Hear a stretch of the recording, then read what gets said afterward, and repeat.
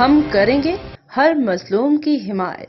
السلام علیکم، میں ہوں حرین فاطمہ اور آپ دیکھ رہے ہیں حمایتی نیوز HD چینل۔ نظر ڈالتے ہیں آج کی اہم خبروں پر۔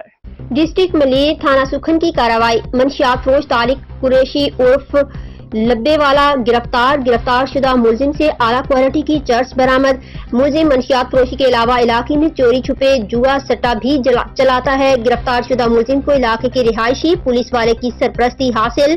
ذرائع مذکورہ پولیس ہیڈ کانسٹیبل کو پچھلے دنوں جرائم کی سرپرستی کرنے پر ڈی کمپنی بھیج دیا گیا تھا۔ مذکورہ پولیس اہلکار نے علاقے کے کچھ نام نہاد جعلی صحافیوں کو اپنے ساتھ شامل کیا ہوا ہے، جو کہ سوشل میڈیا گروپس پر اپنے خلاف کام والی پولیس کے خلاف جھوٹا پروپیگنڈا کر کے ان کی کردار کشی کرتے ہیں اور مذکورہ ہیڈ کانسٹیبل سے اپنا نذرانہ وصول کرتے ہیں۔